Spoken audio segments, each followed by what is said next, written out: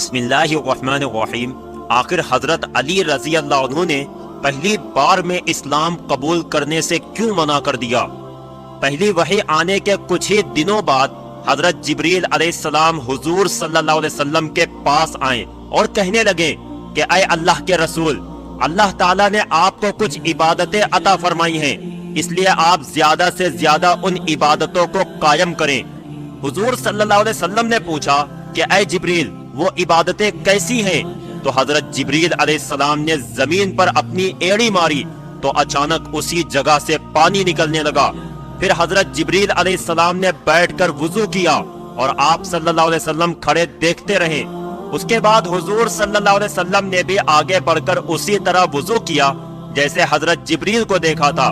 وضو کرنے کے بعد حضرت جبریل علیہ السلام نے آپ صلی اللہ علیہ وسلم کو 2 رکعت نماز پڑھائی۔ حضرت جبریل علیہ السلام امام بنے اور حضور صلی اللہ علیہ وسلم آپ کے مقتدی بنے۔ 2 رکعت نماز پڑھانے کے بعد حضرت جبریل اچانک آسمان کی طرف واپس چلے گئے۔ حضرت جبریل علیہ السلام کے جانے کے بعد حضور صلی اللہ علیہ وسلم جلدی سے گھر پہنچے اور حضرت خدیجہ رضی اللہ عنہا کو بالکل اسی طرح نماز پڑھائی جیسے حضرت جبریل نے آپ صلی اللہ علیہ وسلم کو پڑھائی تھی۔ دوستو، 5 وقت کی فرض نمازیں تو معراج کے موقع پر فرض ہوئی تھی، لیکن شروع اسلام میں حضور صلی اللہ علیہ وسلم کو تحفے کے طور پر 2 رکعت نفل نماز دی گئی تھی کہ جسے آپ صلی اللہ علیہ وسلم صبح کے وقت پڑھا کرتے تھے۔ عورتوں میں حضور صلی اللہ علیہ وسلم پر سب سے پہلے حضرت خدیجہ رضی اللہ عنہا ایمان لائیں، پھر گھر کی سبھی لڑکیوں نے اسلام قبول کیا۔ اس کے بعد مردوں میں سب سے پہلے حضرت علی رضی اللہ عنہ نے اسلام قبول کیا۔ حضرت علی کے اسلام قبول کرنے کا واقعہ کچھ اس طرح ہے کہ ایک دن حضور صلی اللہ علیہ وسلم اپنی بیوی حضرت خدیجہ رضی اللہ عنہا کے ساتھ گھر میں نماز پڑھ رہے تھے کہ تبھی حضرت علی رضی اللہ عنہ گھر میں آ گئے۔ اس وقت حضرت علی رضی اللہ عنہ کی عمر صرف 10 سال ہی تھی۔ جب انہوں نے حضرت خدیجہ رضی اللہ عنہا اور حضور صلی اللہ علیہ وسلم کو کچھ عجیب طرح کی عبادتیں کرتے دیکھا تو بہت حیرانی سے پوچھنے لگے کہ آپ لوگ یہ کیا کر رہے ہیں؟ نماز سے فارغ ہو کر حضور صلی اللہ علیہ وسلم نے حضرت علی کو ساری باتیں بتائیں اور کہا کہ اے علی، مجھے اللہ کی طرف سے نبی بنایا گیا ہے اور یہی اصلی دین ہے۔ اسی دین کو لے کر اللہ کی طرف سے نبی آتے رہے ہیں، اس لیے میں تمہیں اسلام کی دعوت دیتا ہوں کہ تم صرف ایک اللہ کی عبادت کرو اور لات و عزا جیسے بتوں کو چھوڑ دو۔ اسلام کی دعوت حضرت علی رضی اللہ عنہ کے لیے بالکل ایک نئی طرح کی چیز تھی، اس لیے فوراً انکار کر دیا اور کہنے لگے کہ جب تک میں اس بارے میں اپنے والد ابو طالب سے نہیں پوچھ لیتا تب تک میں کوئی بھی نیا دین قبول نہیں کروں گا۔ حضرت علی رضی اللہ عنہ کے ایسے جواب پر حضور صلی اللہ علیہ وسلم نے فرمایا کہ اے علی، اگر تمہیں اسلام نہیں قبول کرنا تو نہ کرو، لیکن اس بارے میں کسی کو بھی کچھ نہ بتانا، اپنے والد کو بھی نہیں۔ یہ سن کر حضرت علی رضی اللہ عنہ خاموش ہو گئے۔ اب کیونکہ حضرت علی رضی اللہ عنہ حضور صلی اللہ علیہ وسلم کی نگرانی میں پلے بڑھے تھے، کیونکہ حضور صلی اللہ علیہ وسلم کے چچا ابو طالب کے پاس کھانے پینے کی بہت کمی رہتی تھی اور کمائی کا کوئی انتظام بھی نہیں تھا، اس لیے آپ صلی اللہ علیہ وسلم نے حضرت علی رضی اللہ عنہ کو اپنے ساتھ رکھ لیا تھا۔ اس کا واقعہ کچھ اس طرح ہوا کہ ایک بار مکہ میں بہت زیادہ بھوک مری عام ہو گئی، لوگوں کے پاس کھانے تک کو کچھ نہ بچا۔ اس وقت حضرت ابو طالب بھی بہت زیادہ پریشان ہو گئے، کیونکہ حضرت ابو طالب کے کئی لڑکے تھے اور سب چھوٹے چھوٹے تھے، اس لیے حضرت ابو طالب نے اس بھوک مری کے زمانے میں بہت زیادہ پریشانیوں کا سامنا کیا۔ تو یہ دیکھ کر حضور صلی اللہ علیہ وسلم نے اپنے چھوٹے چچا حضرت عباس سے جا کر کہا کہ اے میرے چچا جان، آپ تو دیکھتے ہیں نا کہ میرے بڑے چچا ابو طالب کے پاس پیسوں کی بہت کمی رہتی ہے، بال بچوں کی وجہ سے وہ اکثر پریشان رہتے ہیں، اس لیے میں مناسب سمجھتا ہوں کہ ہم دونوں مل کر ان کی کوئی مدد کریں۔ یہ سن کر حضرت عباس رضی اللہ عنہ بہت خوش ہوئے اور کہا کہ ہاں میرے بھتیجے، میں بھی یہی چاہتا ہوں، کیونکہ بھائی کی ایسی پریشانی دیکھ کر میرا بھی دل دکھتا ہے۔ اس کے بعد یہ دونوں حضرات ابو طالب کے پاس پہنچے۔ حضور صلی اللہ علیہ وسلم نے اپنے چچا حضرت ابو طالب سے کہا کہ اے میرے چچا جان، مجھے اپنے لڑکوں میں سے کسی ایک کی ذمہ داری دے دو میں اسے اپنے ساتھ رکھ کر اس کے کھانے پینے کا انتظام کروں گا۔ اب کیونکہ حضرت ابو طالب اپنے گھر کے تنگ حالات سے بہت زیادہ پریشان رہتے تھے، اس لیے فوراً اس بات کے لیے راضی ہو گئے اور کہنے لگے کہ میرے چھوٹے بچے عقیل کو میرے لیے چھوڑ دو، باقی تم جسے چاہو اسے لے جا سکتے ہو۔ تو حضور صلی اللہ علیہ وسلم نے حضرت علی رضی اللہ عنہ کو اور چچا عباس نے حضرت جعفر کو اپنی کفالت میں لے لیا، اور پھر ساری زندگی ان کے لیے ہر ضروری چیز کا انتظام کرتے رہے۔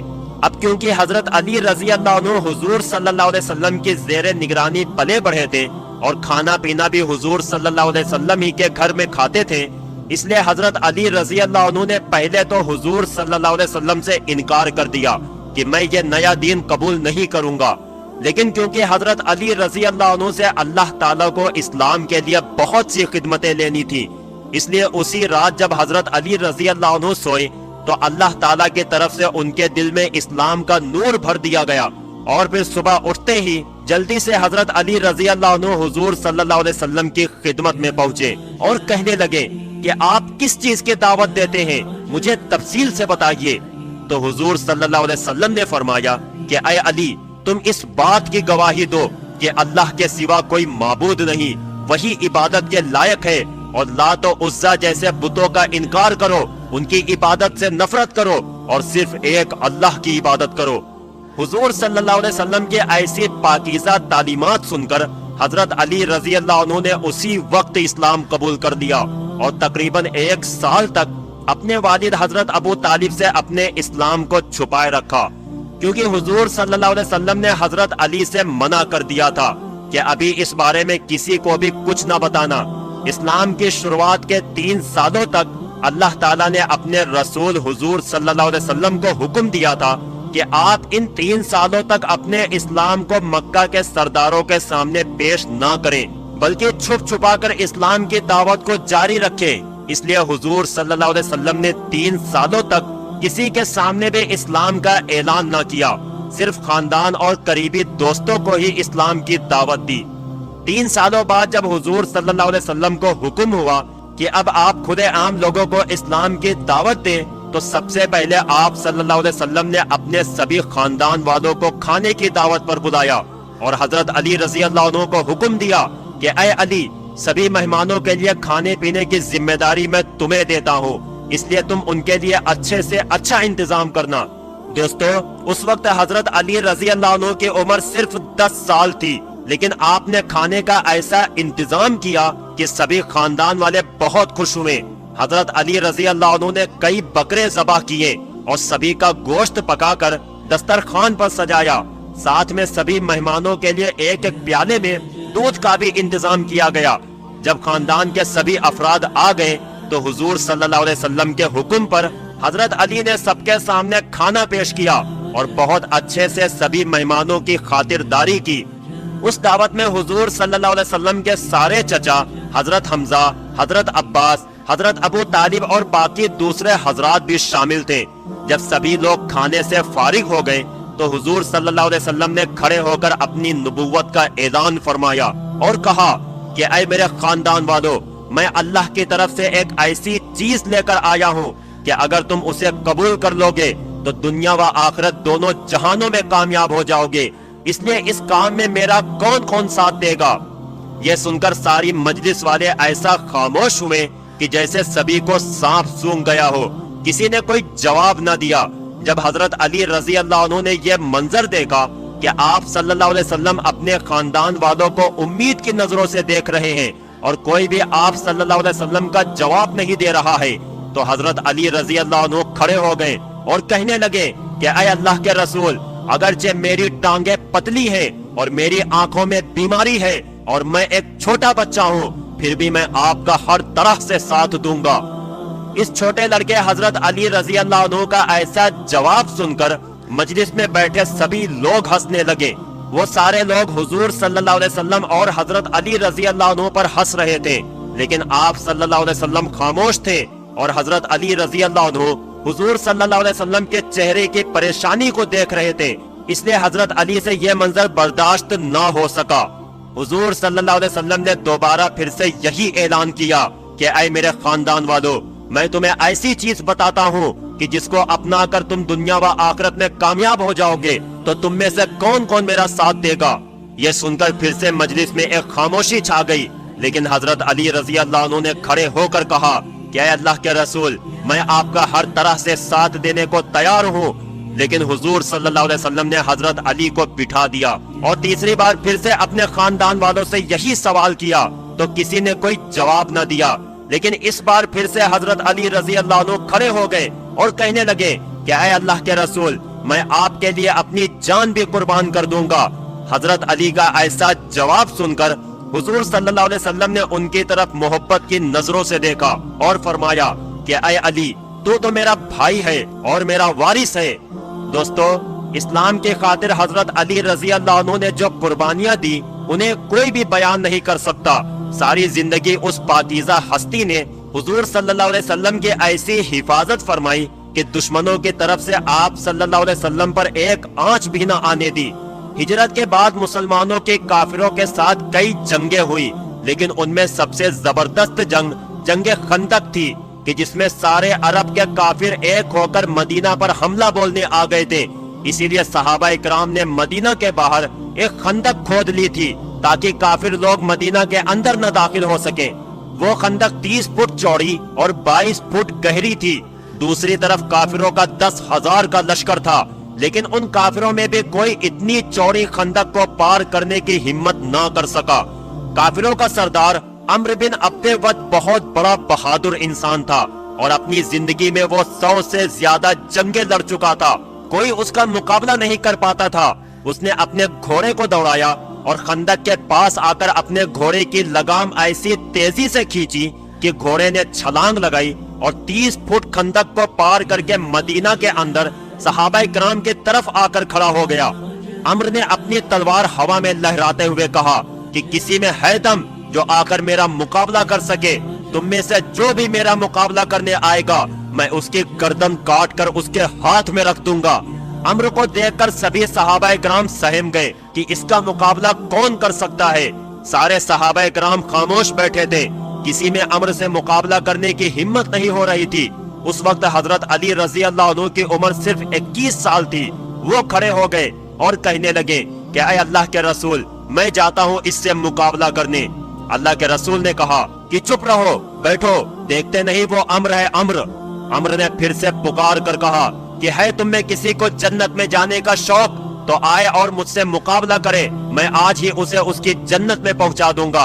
ادھر صحابہ کرام میں کوئی بھی کھڑا نہیں ہو رہا تھا تو حضرت علی رضی اللہ عنہ پھر سے کھڑے ہو گئے اور کہنے لگے کہ اے اللہ کے رسول، میں جاتا ہوں۔ تو اللہ کے رسول نے کہا کہ اے علی بیٹھو، دیکھتے نہیں وہ عمرو ہے عمرو۔ حضرت علی رضی اللہ عنہ پھر سے بیٹھ گئے۔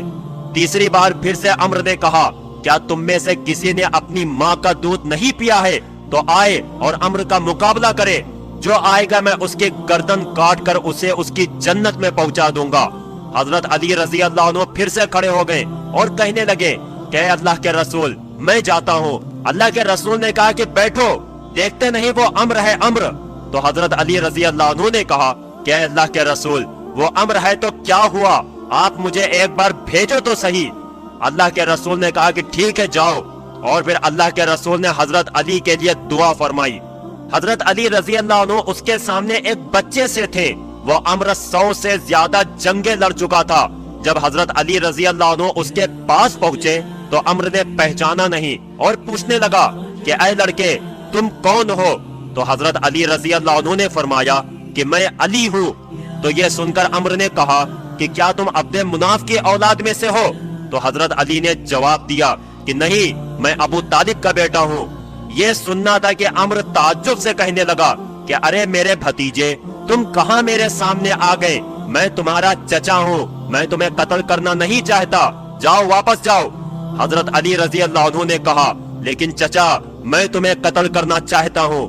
یہ سن کر عمرو کو بہت تیز غصہ آ گیا اور اس نے اپنے گھوڑے سے چھلانگ لگائی اور پھر حضرت علی رضی اللہ عنہ پر اتنا خطرناک حملہ کیا کہ حضرت علی رضی اللہ عنہ دور جا کر گرے۔ عمرو کے حملے کی وجہ سے ہر طرف دھول اڑنے لگی۔ حضرت علی رضی اللہ عنہ اور عمرو دھول میں چھپ گئے، وہ دونوں کسی کو نظر نہیں آ رہے تھے۔ عمر نے حضرت علی رضی اللہ عنہ کے سر پر وار کیا۔ حضرت علی رضی اللہ عنہ دوسری طرف ہٹے تو وار کندھے پر آ کر لگا اور حضرت علی کا کندھا زخمی ہو گیا۔ اسی وقت اللہ کے رسول نے اللہ کے سامنے ہاتھ اٹھا کر روتے ہوئے دعا فرمائی کہ اے اللہ میرے علی کی مدد فرمانا۔ اللہ کے رسول نے جیسے ہی دعا کے لیے ہاتھ پھیلائے تو ادھر حضرت علی رضی اللہ عنہ اٹھے اور اپنی تلوار سے عمر پر حملہ کیا۔ عمر نے تلوار کے آگے اپنی ڈھال لگا دی، لیکن حضرت علی رضی اللہ عنہ کی تلوار کا زور اتنا تیز تھا کہ ڈھال بیچ سے پھٹ گئی اور تلوار سیدھے عمر کی کھوپڑی پر لگی، جس سے اس کے جسم کے 2 ٹکڑے ہو گئے اور وہ دھڑام سے زمین پر آ کر گرا۔ دوستو، اس ویڈیو میں حضرت علی رضی اللہ عنہ کے کچھ ہی کارناموں کو ذکر کیا گیا ہے۔ انشاءاللہ اس موضوع پر باقاعدہ ایک ویڈیو بنائی جائے گی کہ جس میں تفصیل کے ساتھ حضرت علی رضی اللہ عنہ کی مکمل زندگی اور ان کے ساتھ پیش آنے والے تمام مشکل حالات کو بیان کیا جائے گا۔ پیارے دوستو، امید کرتا ہوں کہ آج کی یہ ویڈیو آپ کو بہت پسند آئی ہوگی۔ اگر ویڈیو پسند آئی ہو تو لائک کریں، چینل پر نئے ہو تو سبسکرائب کریں۔ ملتے ہیں آپ کو اگلی ایک نئی ویڈیو کے ساتھ، تب تک کے لیے اپنا ڈھیر سارا خیال رکھیں۔ السلام علیکم۔